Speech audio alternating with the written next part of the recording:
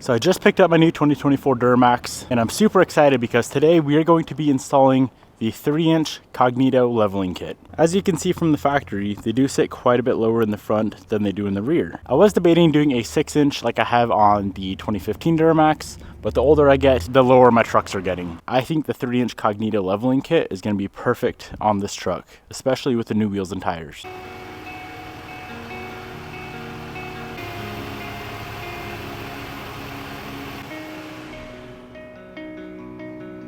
All right, so we have the truck in the shop. Before I lift it up in the air and unsettle the suspension, I want to get some before measurements.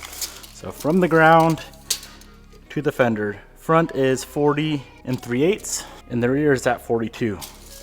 So very clearly, it does need a leveling kit. The nice thing about doing just a leveling kit, it is way less sophisticated than doing, say, a 6-inch lift. This right here should be all we need. All right, let's open up these boxes and see what all is included.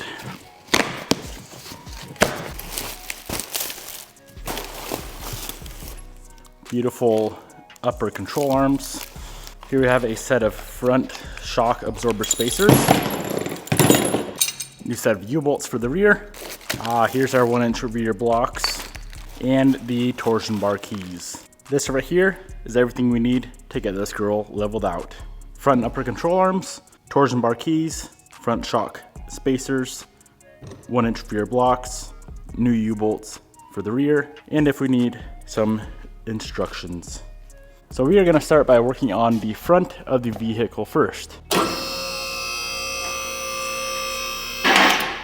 Now, putting a truck on a 2-post always seems a little bit hairy to me, so I tend to not go super tall with it, and I definitely prefer to, even though it's on the hoist on the 2-post lift, support it with jack stands or with a jack. Some additional support never hurts.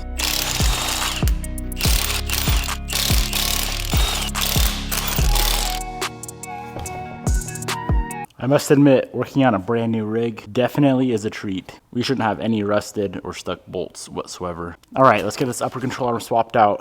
So we have a nut right here, bolt there, bolt there. Now keep in mind, anytime you mess with the front suspension on a truck, you're gonna need to get it aligned. This ball joint nut should be a 3/4. Now before I pull that nut all the way off, if we take a hammer and hit right here on the knuckle, that should shock the ball joint and break it loose. But make sure you do this with the nut loose, but not all the way off, just so the whole assembly doesn't fall.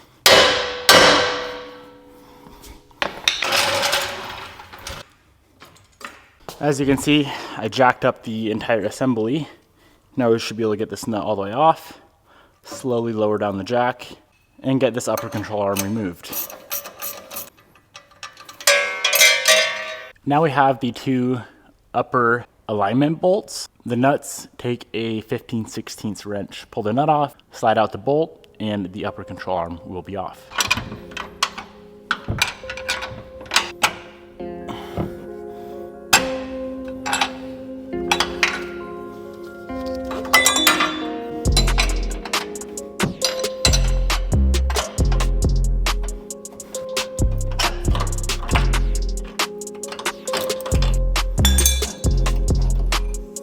OEM upper control arm is now removed. In here is a side-by-side, the new Cognito control arm versus the OEM.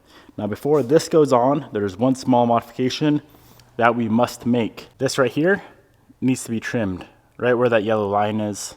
So down, down, over. I am going to pull this off just so we don't cut our ABS wiring, but this must be trimmed, otherwise the control arm will hit that. So let's go ahead and get that cut out of the way. This bracket right here that we're going to remove is a 1/2-inch wrench.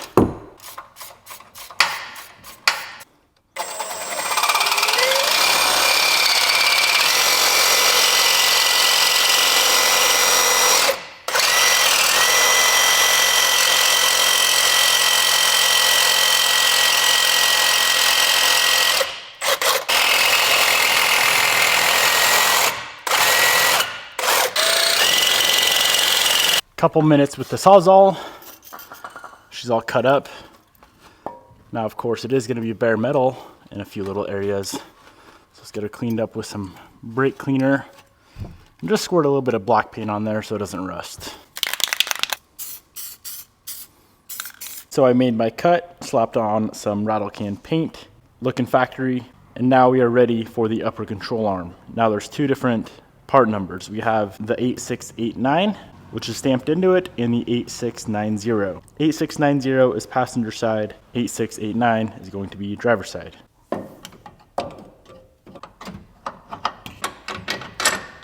So we have both of the alignment bolts through. Now we need to center that up. Go ahead and jack up the knuckle and install the washer with the nut. This nut right here gets torqued to 90 foot-pounds. After that nut is torqued, take the supplied pin, toss her through, and bend out the tabs. Should be looking something like that. So the driver's side is all complete. Before we move on to the torsion bars, let's go ahead and knock out the passenger side.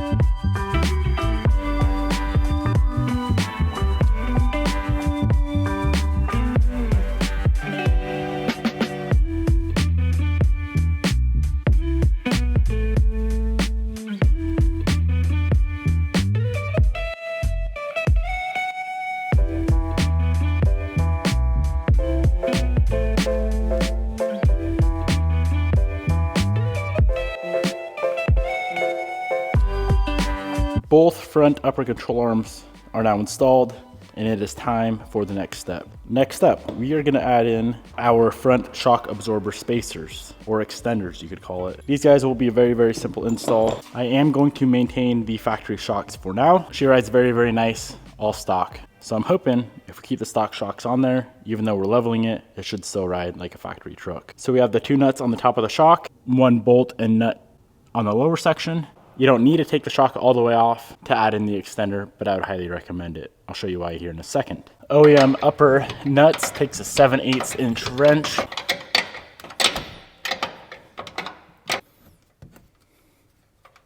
The two nuts up top are removed. Pull off the lower bolt and the shock is out. Now we do need to remove these studs. Here's why. If we add on the spacer, which goes right like that. After this passes through the shock tower, there's not enough thread. So we need to pound out those studs, and we'll be using those bolts instead of these studs.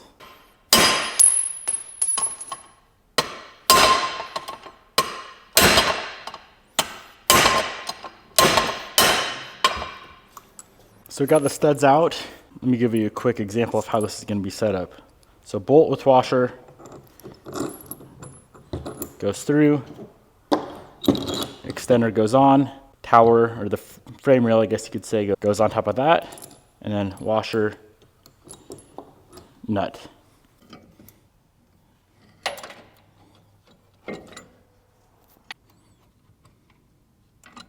Shock extenders are installed. Up next is the torsion bar keys.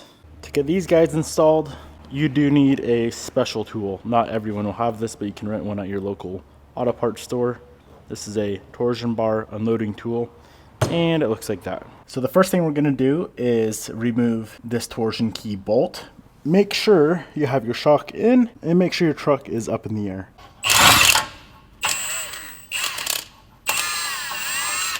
Now take out both sides.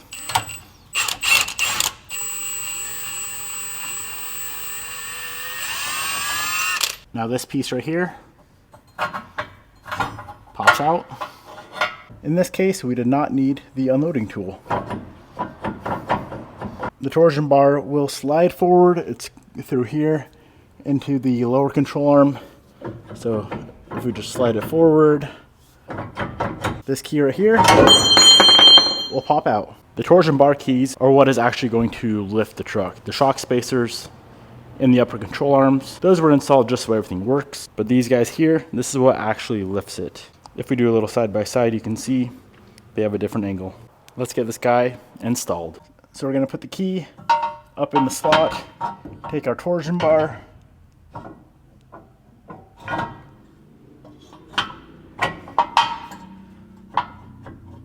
slide her back through.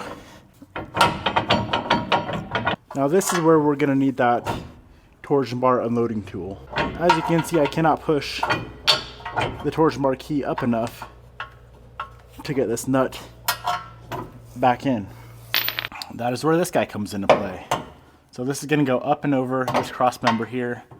There's a little divot on the back side up top that it's gonna drop into.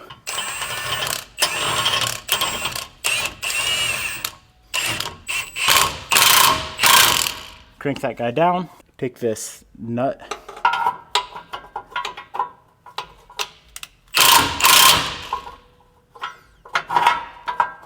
Insert the nut.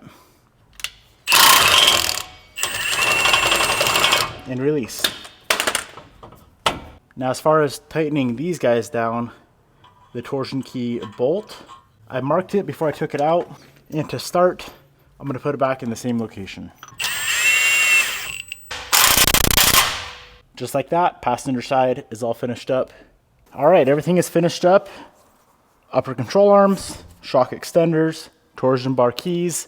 Now all we need to do is get our wheels and tires back on, take some measurements, make sure everything is even, and we'll be good to go in the front. I wish I could put my aftermarket, my 22s on, but my tires are not in. They'll be in tomorrow. So tomorrow we can get the wheels and tires on. We're gonna be doing our first measurement with the suspension unloaded to make sure it's the same on both driver and passenger side. So we're at 18.5 and exactly 18.5. We're gonna go ahead and lower the truck down. So now what we need to do is drive the truck. We just need to get that suspension settled down. We need to get it compressed and make sure we are at least 3 inches lower than it was at full droop. Make sure our ride height is at least 3 inches lower. All right, looks like we are well within that spec, within that range. If it was too tall, we would simply just loosen up those torsion bars and be good to go. Okay, front is all complete. We are done with the front, and the rear is much more simple. So we are on to the fun part. All we are doing in the rear is adding in these 1-inch blocks and new, longer U-bolts. The truck currently is 1 inch taller in the front than it is in the rear. To start, it was 2 inches lower in the front. We added a 3-inch lift up front. Now we need to pop up the rear 1 inch and we'll be good to go. Rear, let's go ahead and unload the leaf spring.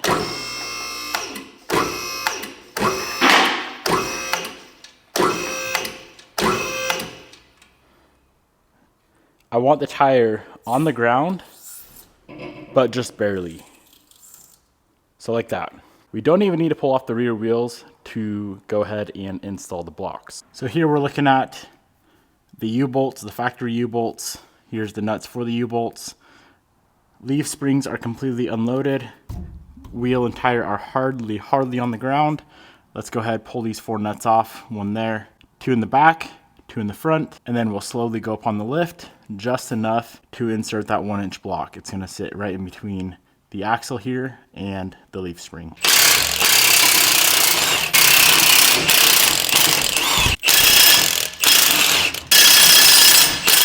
So I have both side U-bolts removed. Now we're gonna go up with the lift. The axle and the tires are gonna stay on the ground, and we're gonna go up just enough to insert that block. Now before, I would highly recommend disconnecting both passenger and driver side shocks. Otherwise, when we go to lift the truck up off the axle to get the block installed, these shocks will hold everything up. So unbolt those first. When you're installing these, this pin goes down into the axle, and the OEM pin goes in the top here. All right, you can see the 1-inch block is now installed. Now before we lower the truck back down, it's very important to make sure that the pin on your leaf pack is lined up with the block, and the block on the pin is aligned with the axle. As you can see, mine's all lined up, good to go. Now we lower it back down, slap on our new U-bolts because the OEM ones are too short. Make sure you're tightening each side evenly, and we're done. So we got the blocks installed with the new U-bolts. Now, as you can see, those U-bolts are about 2 inches too long. I don't know if they sent me the wrong ones or if that's how all of them are, but I'm gonna go ahead and trim them down. I trimmed down that side. Those things hang down way too far. All right, lift is all complete. Let's pull this thing outside and see how she looks. All right, guys, she is out of the shop, and here's how it looks.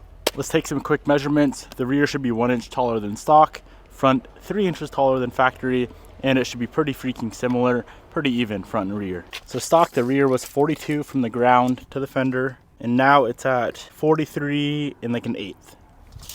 Keep in mind, it is the next day. I did drive it home last night. I probably put 20 miles on it. It is gonna be 100% completely settled by now. So rear is, let's say, 1 inch and an eighth taller than factory. Granted, it could be uneven ground, so let's call it 1 inch. Now the front was 40 and 3/8 from the factory, and now it's at 40. It's exactly 43. Let's check the other side front. The passenger was 43. This side is at 43 as well. A little over 2.5 in the front and up 1 inch in the rear. The front and the rear are within 3/8 of an inch of each other, and if we stand back and take a look at it, that thing, it looks completely level. It looks absolutely beautiful. Let's go on a drive.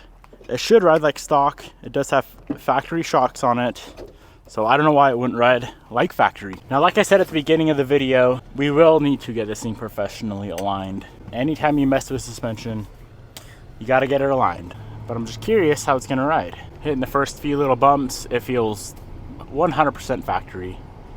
Like I said, I don't know why it would have changed. We did change, I guess, some angles in the geometry of the front suspension, but that really shouldn't have any sort of effect. Now, when you go to get an alignment, if your caster seems to be way off, you probably have the front upper control arms flipped. The Cognita upper control arms are made to add in additional front caster. So if you are having issues on the alignment rack with caster, make sure you have the front upper control arms installed properly. The Cognito badge should be on the front side, closest to the headlights on the upper control arm. Every single part that I installed in today's video, I will go ahead and link down below. If you're lifting your truck for the first time, expect the front to take about 3 to 4 hours, rear maybe an hour. Hope you guys enjoyed. Hopefully this helped you out. Now we need some wheels and tires, and old girl will be looking perfect.